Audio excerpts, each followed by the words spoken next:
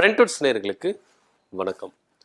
பாஜகவின் முன்னாள் மாநில தலைவர் அண்ணாமலை அவர்கள் கொஞ்ச நாளா ஆளே காணும், டைம் லைன்லேயே ஒரு வரல, கட்சியினுடைய நடவடிக்கைகள்லையும் செயல்படலை, அதே போல் சோசியல் மீடியாவிலையும் ஆக்டிவாக இல்லை அப்படின்ற ஒரு விஷயம் அரசல் புரசலாக ரொம்ப பரவிட்டு இருக்கு. இது எப்பத்திலிருந்து ஐயா அண்ணாமலை அவர்கள் எப்போ ஒதுங்கி இருக்கிறாரு அப்படின்னு நம்ம பார்த்தோம்னா, ஓபிஎஸ் அவர்கள் பாஜகவிலிருந்து வெளியே வராரு, வெளியே வந்து பாஜகவை முழுசா எதிர்க்கிறாரு. அதுக்கப்புறம் ஓபிஎஸ்ஸிடம் அண்ணாமலை அவர்கள் பேச்சுவார்த்தை நடக்கிறார், பாஜகக்குள்ள வாங்க அப்படின்னு.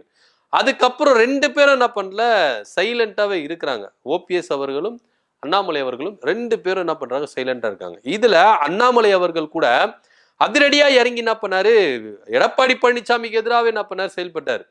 இப்போ அண்ணாமலை அவர்களுக்கு ஒரே ஒரு கோல் தான், என்னன்னா எடப்பாடி பழனிசாமியை ஒழித்து கட்டணும். இந்த ஒரு விஷயத்துல அண்ணாமலை அவர்கள் என்ன பண்றாரு, முழு மூச்சா இருக்கிறாரு. ஏன்னா நான் தலைவர் பதவியில் இருக்க கூடாது அப்படின்னு எடப்பாடி பழனிசாமி நினைச்சிட்டாரு அப்படின்னு அவருடைய ஆழ் மனதுல அது அவரு சிந்திக்க வைக்குது. ஸோ இதன் காரணமாகவே எடப்பாடி பழனிசாமி ஒழித்து கட்டணும், அதிமுகவை ஒழித்து கட்டணும் அப்படின்னு அண்ணாமலை அவர்களுக்கு எண்ணம் இல்லை. எடப்பாடி பழனிசாமி ஒழித்து கட்டணும், இதுதான் வந்து அண்ணாமலை அவர்களுக்கு குறிக்கோளாவே இருக்கு. என்னதான் ஒரே சமுதாயமா இருந்தாலும், சொந்தக்காரா இருந்தாலும் அப்படின்னா கூட எடப்பாடி பழனிசாமி ஒழித்து கட்டணும் அப்படின்னு அண்ணாமலை அவர்கள் நினைக்கிறார். அது அவரை பொறுத்த வரைக்கும் ஒரே ஜாதிக்காரனா இருந்தாலும் சரி, ஒரே பகுதியா இருந்தாலும் சரி, ஒரே ஊருக்காரனா இருந்தாலும் சரி, சரினா சரி தப்புனா தப்பு அப்படின்ற ஒரு பட்சத்துல அண்ணாமலை அவர்கள் என்ன பண்றாரு, குறிக்கோளா இருக்கிறார்.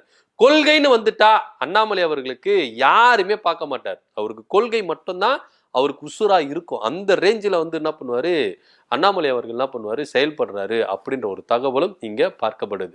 இதன் மத்தியில என்னைய காலி செஞ்சிட்டாரு, ஓபிஎஸ்ஸையும் கூட்டணியில் இருக்கக்கூடாம செஞ்சிட்டாரு அப்படின்ற ஒரு காரணத்துக்காக எடப்பாடி பழனிசாமியை ஒழித்து கட்டணும் அப்படின்ற ஒரு குறிக்கோள்ல இருக்கிறாரு. இதுல அண்ணாமலை அவர்களுக்கு எதிரிகள் பலவிதமா இருக்கிறாங்க. திமுக இருக்கிற செந்தில் பாலாஜி எதிரி நம்ம நினைச்சுக்கலாம். ஏன்னா அரவங்குறிச்சி தொகுதியில எந்த அளவுக்கு மண்ணை கவுனாரு அண்ணாமலை அவர்கள் அப்படின்றத நமக்கு தெரியும். அதுக்கு முழுக்க முழுக்க காரணம் செந்தில் பாலாஜி தான் அப்படின்றதும் அண்ணாமலை அவர்களுக்கு தெரியும். நாடாளுமன்ற தேர்தலையும் கோயம்புத்தூர்ல இருந்து என்ன பண்ணாரு, தோத்தாரு. ஜெயிக்கிற ரேஞ்சில இருந்த அண்ணாமலை அவர்கள் தோத்து போனாரு அப்படின்ற பேச்செல்லாம் இருந்தது. இதுக்கு பின்னாடி அண்ணாமலை அவர்கள் நினைச்சாரு, ஜெயிலுக்குள்ள அனுப்பிட்டா செந்தில் பாலாஜிய இங்க வேலை செய்ய முடியாது, ஆனா சிறைச்சாலைக்கும் போயிட்டு என்ன பண்ணாரு, செந்தில் பாலாஜி வேலை செஞ்சு இங்க அண்ணாமலையை காலி பண்ணாரு. இதெல்லாம் ஒட்டுமொத்த கோபமும் அண்ணாமலை அவர்கள் இருக்கிறார். ஒரு பக்கம் செந்தில் பாலாஜி, ஒரு பக்கம் எடப்பாடி பழனிசாமி, இவங்களை ரெண்டு பேரை காலி பண்ணிட்டா கொங்கு மண்டலத்துல நம்மள அச்சிடுறதுக்கு ஆளு இல்லை அப்படின்ற ரேஞ்சில தான் அண்ணாமலை அவர்கள் என்ன பண்றாரு, இருக்கிறார்.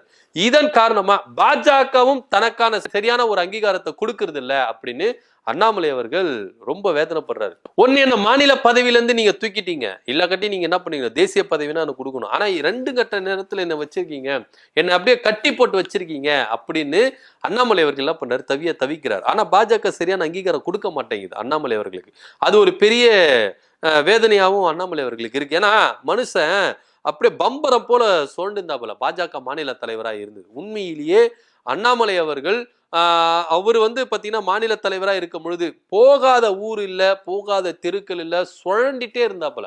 ஆனா இப்போ அப்படிப்பட்ட ஒரு மனுஷனை, வேலை செஞ்ச மனுஷனை முடக்கி போட்டு வச்சிருக்கு பாஜக. இதனாலேயே அண்ணாமலை அவர்கள் ரொம்ப கடும் வேதனையில இருக்கிறதா தகவலும் தெரிவிக்கப்படுது. இதன் மத்தியில அண்ணாமலை அவர்கள் எப்படியாவது பாஜகவுல முந்தி நம்ம வந்துடணும் அப்படின்னு. ஏன்னா கூட்டணி கட்சி விவகாரம், இந்த யாருடைய ஆட்சி இங்க கூட்டணி ஆட்சியா தனித்த ஆட்சியா அப்படின்ற பேர் வரும்போது எடப்பாடியை வதம் செஞ்சாரு அண்ணாமலை அவர்கள்.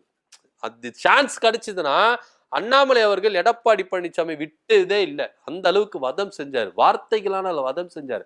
இன்னொரு விஷயம் என்னன்னா, 2 பேரும் சொந்தக்காரங்க அப்படின்னு கூட சொல்லிக்கிறாங்க, ஒரே சமுதாயத்தை சார்ந்தவர்களும் சொந்தக்காரங்க அப்படின்னு சொல்லிக்கிறாங்க.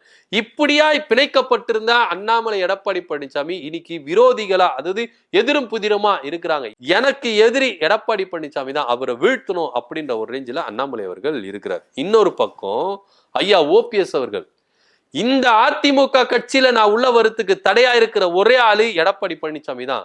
ஒட்டுமொத்த அதிமுகவை அக்செப்ட் பண்ணிக்க ரெடியா இருக்கிறாங்க. அவர் கூட இருக்கிற பின்னாடி இருக்கிற 2ஆம் கட்ட தலைவர்கள், முன்னாள் அமைச்சர்கள், எம்எல்ஏக்கள், எம்பிக்கள் எல்லாமே என்னை ஏத்துக்கிறது தயாரா இருக்கிறாங்க. ஆனா எடப்பாடி பழனிசாமி மட்டும்தான் என்னை ஏத்துக்கிறதுக்கு விட மாட்டேங்கிறாரு, அவருக்கு ஒரு தடையா இருக்கிறாரு அப்படின்ற ஒரு கோபம். இப்ப நான் கூட்டணியிலிருந்து வெளியே வரேன், அதுக்கும் எடப்பாடி பழனிசாமி தான் காரணம் அப்படின்னு ஐயா ஓபிஎஸ் அவர்கள் நினைக்கிறார். இதுல இன்னொரு விஷயம் பார்க்கப்படுது. அண்ணாமலை அவர்கள் என்ன சொல்றாரு அப்படின்னா, முதலமைச்சரா ஆக்கின சசிகலாவுக்கு எவ்வளவு பெரிய துரோகம் பண்ணாரு, ஆனா அரசியல் இதெல்லாம் சாதாரணப்பா அப்படின்னு சசிகலா அவர்களை மன்னிக்கலாம். டிடிவி தினகரன் ஏன் கேட்ட வாய்ப்புக்காக ஏங்கி நின்னவர் தான் எடப்பாடி பழனிசாமி. இன்னைக்கு என்னையே என்ன பண்றாரு, இது மாதிரி செய்யறாரு. சரி, அதுவும் நம்ம மன்னிச்சு கடந்து போயிடலாம் அப்படின்னு டிடிவி தினகரன் மன்னிக்கலாம். ஆனா நான் மன்னிக்கவே மாட்டேன். எடப்பாடி பழனிசாமி அந்த அளவுக்கு துரோகம் செஞ்சிருக்கிறாரு. தன்னை எதிர்த்து வெல்லமண்டி நடராசனை வைத்து என்ன பண்ணாரு, அந்த அளவுக்கு அரசியல் செஞ்சிருக்கிறாரு. அதனால எடப்பாடி பழனிசாமி விட மாட்டேன் அப்படின்ற ஒரே குறிக்கோள்ல அண்ணாமலை அவர்கள் என்ன பண்றாரு, செயல்பட்டு எடப்பாடி பழனிசாமி வீழ்த்தணும். அதுல எந்த விதமான செந்தில் பாலாஜி கூட நான் வீழ்த்தல, அது அப்பாற்பட்ட விஷயம். ஆனா எடப்பாடி பழனிசாமி வீழ்த்தணும். எனக்கு ஒரு கண்ணு போயிடுச்சுன்னா உனக்கு 2 கண்ணு போகணும் அப்படின்ற ரேஞ்சில தான் அண்ணாமலை அவர்கள் சுற்றி திரிகிறார். இதன் மத்தியில பாஜகவிலிருந்து கொஞ்சம் சற்றே ஒதுங்கி நிற்கிறாரு அண்ணாமலை அவர்கள். பாஜக கூட்டணியிலிருந்து வெளியே ஓபிஎஸ் அவர்களும் கொஞ்சம் சற்றே ஒதுங்கி இருக்கிறார். இவங்க 2 பேரும் அண்டர் டீலிங்ல பயங்கரமா ஒரு விஷயம் பண்ணிருக்காரு. ஆமா, எடப்பாடி பழனிசாமி வீழ்த்துவதற்கும் பாஜகவை தன்னை ஆயுதமா பயன்படுத்தி கொண்டு கொங்கு மண்டலத்தை மையப்படுத்தி அண்ணாமலை அவர்கள் ஒரு கட்சி ஆரம்பிக்க போறதா ஒரு அரசல் புரசலா தகவல் வந்துட்டு இருக்கு. இந்த கட்சியில ஓபிஎஸ் அவர்கள், பிரேமலதா, ஜான் பாண்டியன், பாமக போன்ற கட்சிகள் எல்லாரும் இணையறதுக்கான வாய்ப்புகள் இருக்கு. இத அண்ணாமலை அவர்கள் எப்படி இதை எடுத்துட்டு போறாரு அப்படின்னு நம்ம பார்த்தோம்னா, 2024 நாடாளுமன்ற தேர்தலில் ஒரு கூட்டணி அமைச்சர் அண்ணாமலை அவர்கள் தலைமையில இங்க ஒரு கூட்டணி அமைக்கப்பட்டது. அந்த கூட்டணி வாங்கின ஓட் பர்சன்டேஜ் 18%. இந்த 18% வச்சு சட்டமன்ற தேர்தலில் ஒரு கணிசமான தொகுதிகளை நம்ம வின் பண்ணிடலாம் அப்படின்னு அண்ணாமலை அவர்கள் கணக்கு போடுறாரு. அதன் அடிப்படையில தான் இங்க அண்ணாமலை அவர்கள் புதுசா ஒரு கட்சி ஆரம்பிச்சு ஓபிஎஸோட கூட்டணி வைக்க போறதா தகவலும் வந்துட்டு இருக்கு. ஏன்னா அண்ணாமலை அவர்களுக்கான பவர் உண்டு. ஏன்னா கொங்கு மண்டலத்துல நீங்க எடுத்துட்டீங்கன்னா எடப்பாடி பழனிசாமி வீழ்த்தணும். அந்த ஒரே ஒரு காரணத்துக்காக திமுக கூட நான் என்ன பண்ணுவேன், ஆதரவு தெரிவிப்பேன் அப்படின்ற ரேஞ்சில தான் அண்ணாமலை அவர்கள் சுற்றி திரிகிறாரு அப்படின்ற ஒரு வாதமும் இங்க வைக்கப்பட வேண்டியது. ஏன்னா அவருக்கு எதிரினா எடப்பாடி பழனிசாமி தான். எடப்பாடி பழனிசாமி நிப்பாட்டுகிற எல்லா வேட்பாளர்களையும், கொங்கு மண்டலத்தை சேர்ந்த எல்லா தொகுதிகளையும் அவர் வீழ்த்தப்படுவார், அவர் தோற்கடிக்கப்படுவார். எடப்பாடி பழனிசாமி மண்ணை கவ்வணும், அதுதான் எனக்கு ஒரே குறிக்கோள் அப்படின்னு இங்க நம்ம அண்ணாமலை அவர்கள் கங்கனை கட்டி அலைஞ்சிட்டு இருக்காராம். உண்மையிலேயே இந்த விஷயம் அரசல் புரசலா பரவிருக்கு. ஏன்னா நீங்க ஒரு விஷயம் மட்டும் நல்லா தெரிஞ்சுக்கணும், அண்ணாமலை அவர்கள் பதவியில இருந்தாலும் இல்லைனாலும் டைம் லைன்ல வந்துடுவார், கண்டிப்பா வந்துடுவார். பாஜக அதாவது அமித்ஷா சொல்ற வாக்கு தான் எங்களுக்கு வேத வாக்கு அப்படின்லாம் சொல்லி தெரிஞ்ச அண்ணாமலை அவர்கள் இன்னைக்கு சைலண்டா வராம என்ன பண்றாரு, ஒதுங்கி போயிருக்கிறாரு. இலகணேசன் மறைவுக்கு கூட நம்ம அண்ணாமலை அவர்கள் வரல. அந்த அளவுக்கு அண்ணாமலை அவர்கள் கொஞ்சம் சைலண்டாவே என்ன பண்றாரு இருக்கிறார். அதுக்கப்புறம் வீட்டுக்கு போயெல்லாம் சந்திச்சு இருக்கிறாரு, மாலை மரியாதைலாம் செலுத்தி இருக்கிறாரு, அது வேற விஷயம். ஆனா இருந்தாலும் அன்னைக்கே இல்லை, ஒட்டுமொத்த பாஜக தமிழ்நாடு பாஜகவே அந்த மறைவில் இருந்தது. ஆனா இங்க அண்ணாமலை அவர் மட்டும் ஆப்சண்ட் ஆயிருக்கிறார். ஆனா தனியா போய் சந்திச்சுட்டு வந்திருக்கிறாரு. இப்போ பாஜக கூட கொஞ்சம் கேப் விட்டு அண்ணாமலை அவர்கள் இருக்கிறாரு அப்படின்னு ஓபிஎஸ் கூட அண்டர் டீலிங் பேசிட்டு இருக்காரு. ஓபிஎஸும் அண்ணாமலை அவர்களும் கூட்டணி அமைத்து 2026 சட்டமன்ற தேர்தலை சந்திக்க போறதா தகவல் வந்துட்டு இருக்கு.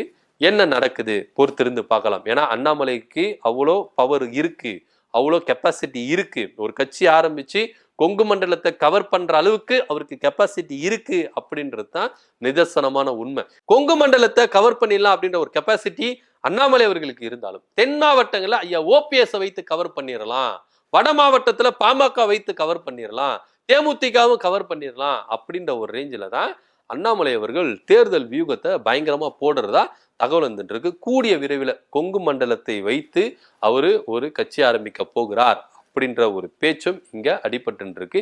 என்ன நடக்குது அப்படின்ற பொறுத்திருந்து பார்க்கலாம். அண்ணாமலை அவர்களும் ஓபிஎஸ் அவர்களும் ரகசியமா பேச்சுவார்த்தை நடத்திட்டு இருக்காங்க. கூட்டணி அமைத்து, அதாவது அண்ணாமலை தலைமையில ஒரு கட்சி ஆரம்பித்து கூட்டணி அமைத்து 2024 சட்டமன்ற தேர்தலை சந்திக்கலாம் அப்படின்ற ஒரு ரகசிய தகவல் போயிட்டு இருக்கு. இதை பத்தியோட கருத்து என்ன அப்படின்றத கீழே கமெண்ட் பண்ணுங்க. நன்றி, வணக்கம்.